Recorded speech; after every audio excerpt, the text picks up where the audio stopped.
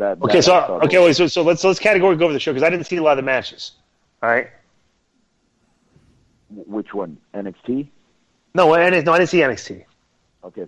So I just want to tell you, those two matches I did see, they were very, very good. And then SummerSlam, what did you see? What did you guys like? What didn't you like?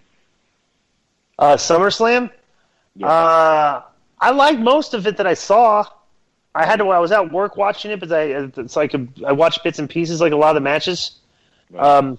But I thought the main event was fantastic. Yeah, that's one of the best. Yeah. The main event was incredible. Because it wasn't at no time did any of the spots look like they were choreographed or scripted or it just looked like big guys clobbering each other. Yeah. Right. And let me just say something like you said before, there's just something to when you watch big guys fighting. You know what I'm saying? Yeah. Yeah. Now, another thing, too, before we even jump to the main event, because the show was so many hours long, another match they had on the pre-show was New Day versus the Usos for the SmackDown tag belts. Those guys put in incredible work in that, and it's just crazy that that's not even on the show, so to speak. That bird is on the show, though. But not really. Yeah, because it's a block of TV on a $9.99 exclusive month. Yes. Well, how many hours in a day do people have? I'm going to say, for this show, they had 6. Yeah. You know what I'm saying? Everybody knew this was going to be a long 6-hour show. You know what I'm saying? So it's like, I'm just saying it kind of diminishes. It diminishes the tag belts a bit to have multiple championships defended on the pre-show. I'll throw this at you. For your whole concept of if it's a title can change hands on house shows, get people to come to house shows, won't this maybe make more people watch the pre-shows from now on? If you want to look at it that way, you could, but I still think you're kind of lowering the value a little bit. No. Those are top guys. Why would the New Day and the Usos be on the pre-show?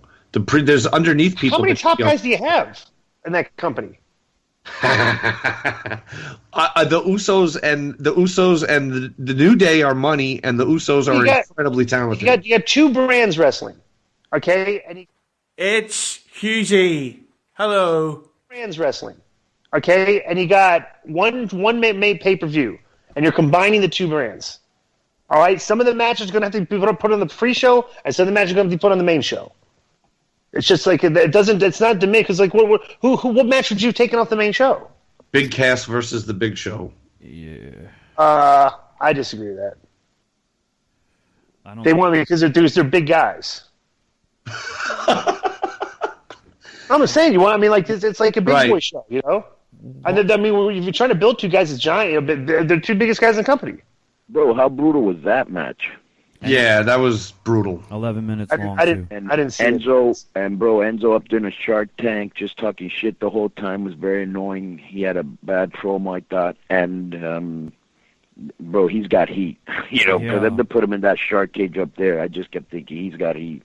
Then he got involved in the match, and they used the standard formula of make it seem like he's about to do something, and then he just gets demolished in one touch. Bro, demolished like a dead pile of rags and garbage. Yeah, he's got heat, speaking of getting heat, how about Baron Corbin? Oh my God, yeah. I saw Ryan Satin when Strowman, or not Strowman, sorry, when Corbin lost the case the other day. I saw Ryan Satin tweeted, "Not everything that happens is punishment, guys. Let's see where the storyline goes." But it's like the storyline is he's got heat. Yeah. And I almost want to think that maybe Rusev has heat too. Why'd they even have that match? That's weird. Well, bro, let me tell you something. And here's the thing. And everybody was saying, I even thought about this, and I said when I was talking to Vince the other day, is that you were saying, well, let me see where it's going. And you see these guys getting buried, right? Every week they're getting buried. And I'm like, why would you think it's going to go another direction? Bro, they've shown a history for the past 8 to 10 months of burying a lot of people, and not getting a lot of other people, getting people over. They've buried over the course of time, they buried Bayley, they buried Sasha, they buried Baron Corbin, they buried Enzo. There's a list of burials, and then in that same period of time, you're okay, well, who did they get over in this period of time? As like there's like way more burials than there are of people that they've like tried to get over. Like they're very good at burying people and making their point about it. You know what I'm saying? Because like you can, it's like when you see it, it's like okay, he's getting buried. Like we kind of sit there and hope. Let's hope he's not getting buried. Let's see where he goes. But like nope, that's the burial right there. That's the guy's got to have it. Like I said, these guys got to have heat.